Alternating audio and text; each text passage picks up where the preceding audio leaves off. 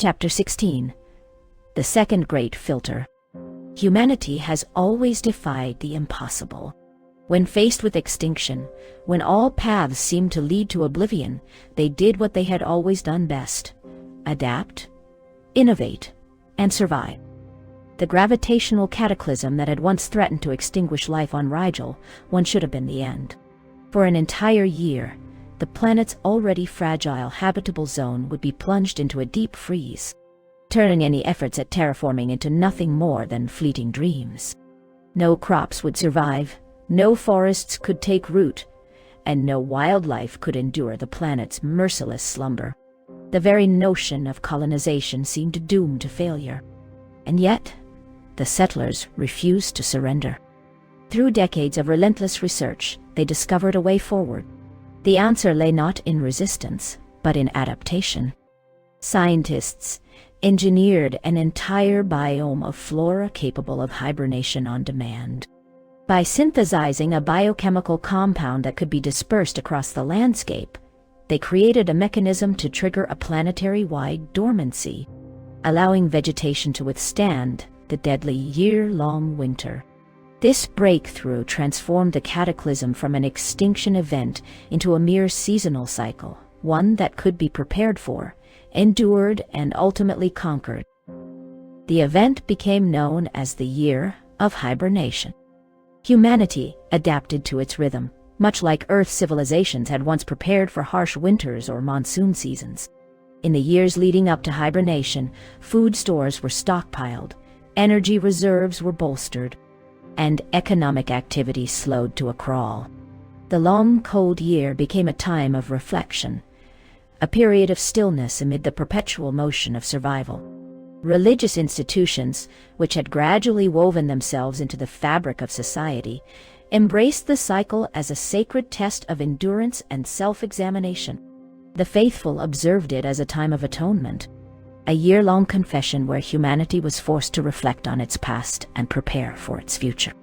By the time the settlers perfected the hibernation protocol, only Albert Wolfe remained from the original landing crew.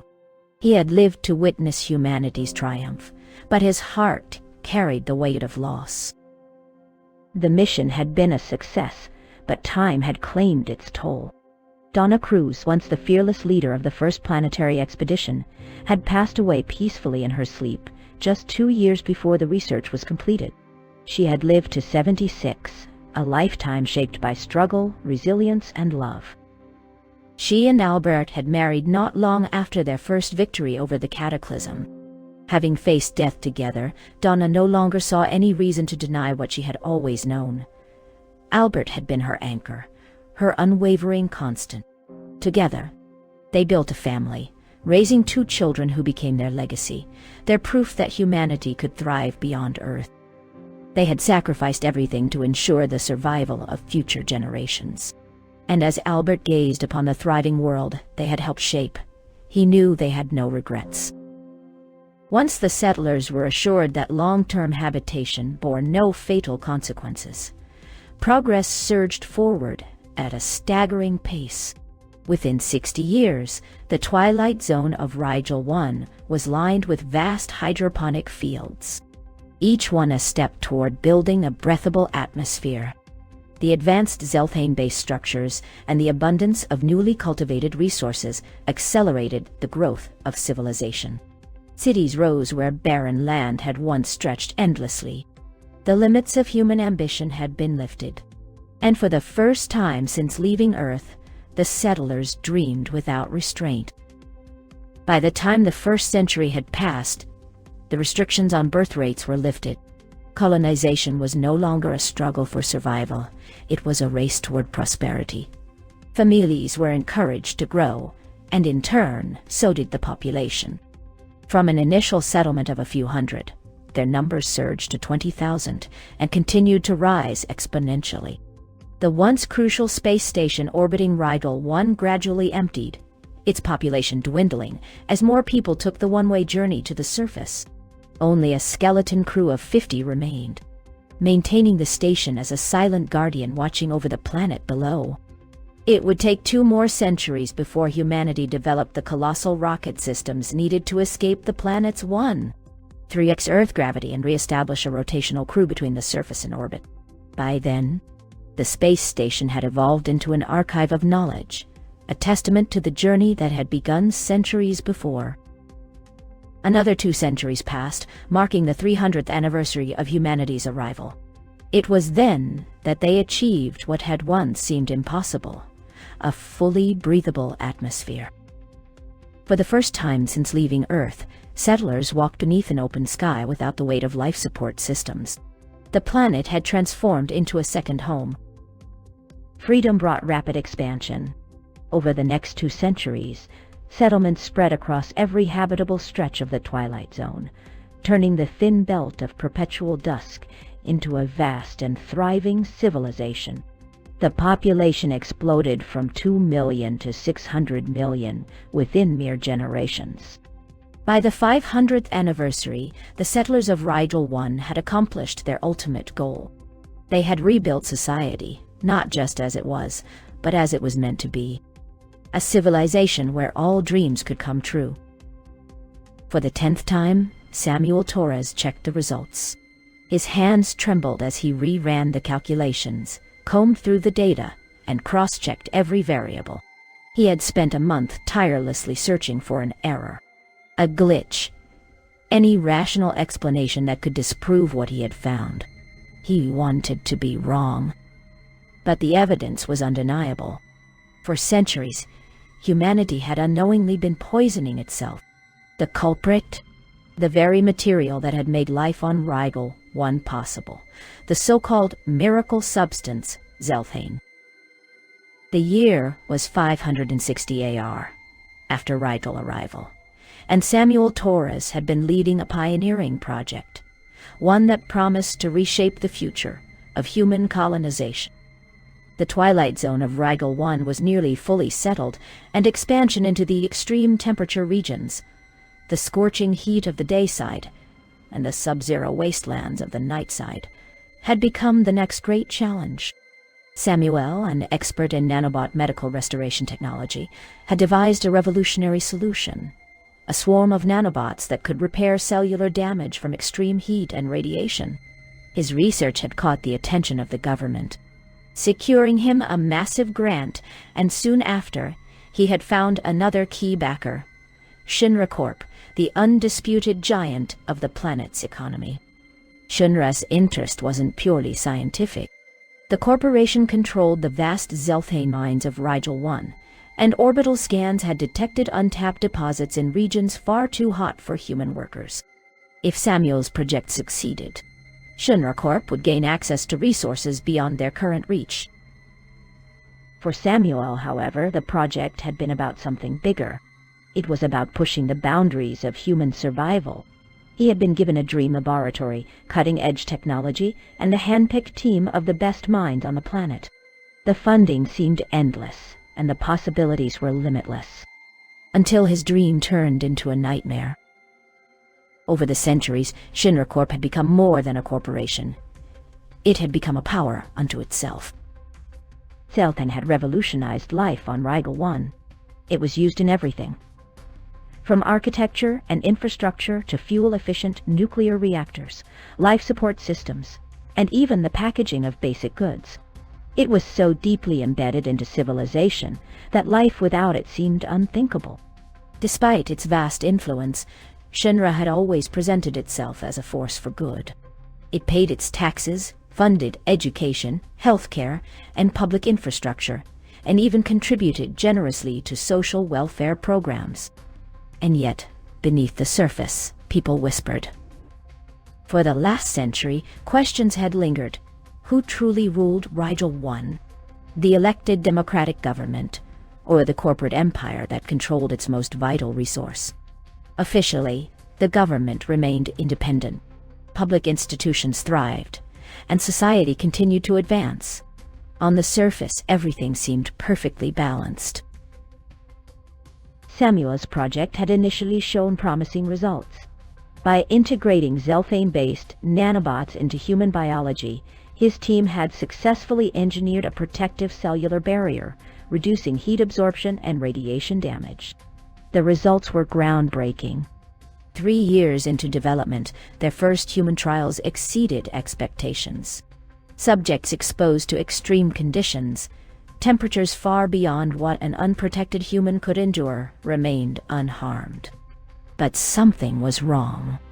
Samuel's simulations predicted a maximum protection rate of 60%, yet in practice, the nanobot barrier was reaching 80% efficiency.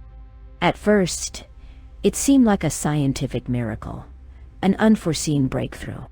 But as the data accumulated, Samuel couldn't shake the feeling that something wasn't adding up. Where was that extra 20% protection coming from? He ran every test possible. He examined the nanobot network's efficiency, the chemical interactions, the molecular structure of Zelthane itself. No anomalies, no miscalculations, no logical explanation. Yet, the pattern was clear. Almost every test subject fell within the 80% range. It was too consistent to be a coincidence. He needed to find the missing variable. And then he found it. The horrifying answer that had been staring at him all along. Every single cellular sample, from every test subject, from every continent, from every walk of life, contained the same residual levels of Zelthane. Before they had even injected the nanobot machines, the compound was already there. Not just in a few cases. Every single person on Rigel 1 had Zelthane in their bloodstream. This wasn't just contamination. This was a planetary-scale intoxication. For centuries, Zelthane had been considered safe. The early studies, conducted hundreds of years ago, had tested limited exposures, tiny, controlled doses that were deemed harmless. The research had shown that the human body could expel small traces of the material over time. The assumption had been simple. If exposure was minimal, there was no danger. But those studies had failed to ask the most critical question. What happens when the exposure is not minimal?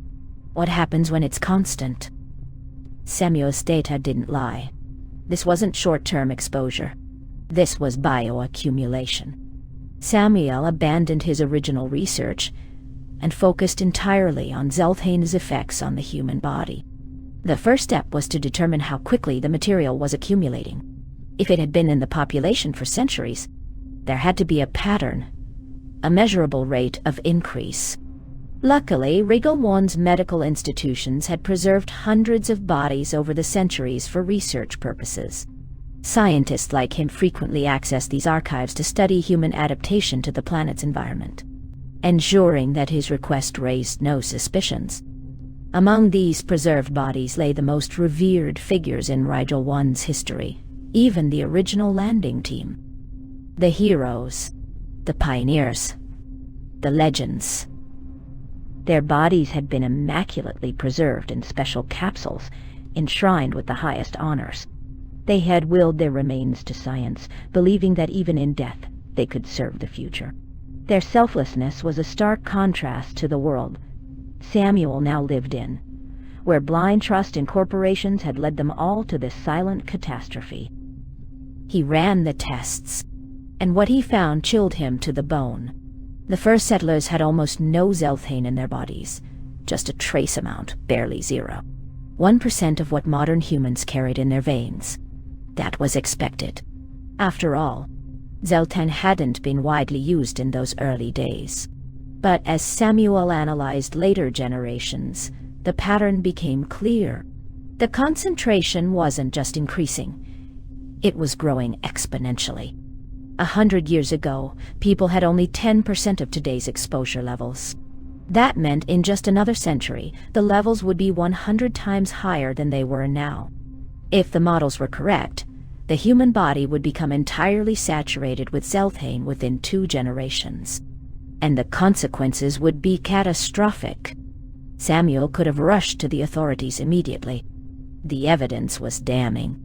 He had everything he needed to demand urgent action, but he knew how easily powerful institutions dismissed inconvenient truths. If there was any loophole, any flaw in his data, they would seize upon it and bury the problem before the world even knew the danger. So he dug deeper. He needed to answer one final question.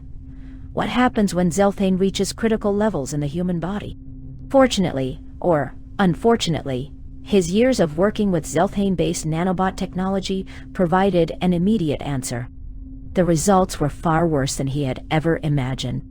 If exposure continued for just another 20 years, the accumulation of Zelthane in human tissue would prevent cells from properly regulating temperature. People would begin suffering from chronic, unbearable pain, as their own bodies struggled to function under the increasing load of the compound. And the worst part, reproduction would become impossible. Humanity wasn't just poisoning itself, it was walking blindly toward extinction. Samuel had seen enough. He had all the proof he needed. Zelthane exposure had to stop immediately. Samuel couldn't carry this alone. The weight of his discovery was too much, pressing against his chest like a boulder, suffocating him. He needed to share it. He needed someone he could trust. Without hesitation, he opened a terminal and called Dennis Wallace, his closest friend, a man he had known for years. Dennis, a biotechnology professor at the college, was one of the few people Samuel trusted without question. The call connected almost instantly. What a great surprise. Dennis's voice came through, full of warmth. We've missed you at poker nights. The game's been way too boring without you here to lose every hand. Samuel managed a hollow chuckle, but he couldn't hide the exhaustion in his face. Dennis noticed immediately. His teasing faded. Samuel? Are you okay? Samuel hesitated for a long moment before finally whispering. No, Dennis. I'm not okay at all. Hey, whatever it is, you know I have your back. Dennis reassured him. Talk to me. What's going on? Samuel took a deep breath. Saying it out loud would make it real. I found out something terrible. He confessed, his voice barely above a whisper. It's so bad I can hardly bring myself to say it. Dennis' expression darkened. You're really scaring me, Sam. Just say it. You know you can trust me. Samuel closed his eyes, gathering his courage. Then, he finally let the truth spill out. You already know about my project, the Zelthane-based nanobot machines. He exhaled sharply. Well, because of that research, I've discovered that every single person on Rigel, one has a significant amount of Zelthane in their body. Dennis frowned. What do you mean? In trace amounts? No. Samuel shook his head. Not in trace amounts. A substantial, measurable quantity. More than enough to affect cellular function. And worse, it's growing. The accumulation rate is exponential. If it doesn't stop, we'll hit a critical threshold in the next 20 years.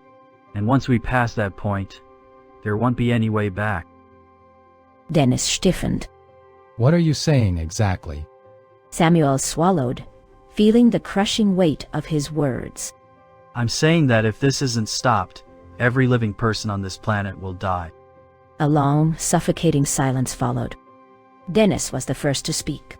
His voice was quieter now, careful, measured. All right. He said. But you also said it's not dangerous yet. That means we have time. We can fix this, right? Samuel lowered his gaze, the true enormity of the task settling in. Yes. But the only solution is to completely eliminate Zelthane from our world, every last trace of it, within the next 2 decades. Dennis stared at him in stunned silence. They both knew what that meant. Zelthane wasn't just a resource. It was the foundation of their entire civilization. It powered their cities, their industries, their economy. It was used in every structure, every fuel source, every technological advancement. To remove Zelthane would mean tearing their society apart from the inside. But Dennis also knew his friend. Samuel was a meticulous scientist. He would have double-checked, triple-checked his findings 1,000 times before saying any of this out loud. If he was this certain, then there was no room for doubt. Dennis let out a deep breath, then straightened his shoulders. All right, we're in this together. Samuel blinked, almost in disbelief. You believe me? Dennis gave him a small, confident smile. Of course I do. You wouldn't say something like this unless you were absolutely sure. Tomorrow morning we'll meet in my office. You bring everything, every analysis, every data set, every model. I'll go through it all with you. Samuel exhaled, the weight on his shoulders feeling just a little lighter. Dennis, thank you. You don't know what this means to me. Dennis grinned. I know exactly what it means, Sam, and I have your back always. I'll see you tomorrow. The screen went dark. Samuel sat in silence for a long time, staring at the black void of his terminal. Saying the words out loud had made it real. But for the first time in weeks, he wasn't alone anymore. At 21:30, he left his office, exhausted but relieved. The security guard at the lab was the last person to see him alive. The meeting at Dennis' office never happened. The next morning, both Samuel Torres and Dennis Wallace were found dead. Two separate incidents. Two unrelated acts of violence. At least, that was the official story. The authorities classified both as tragic robberies gone wrong. There were no suspects, no real investigations, no answers. And as for Samuel's research, it was never published. Never spoken of. Never mentioned again.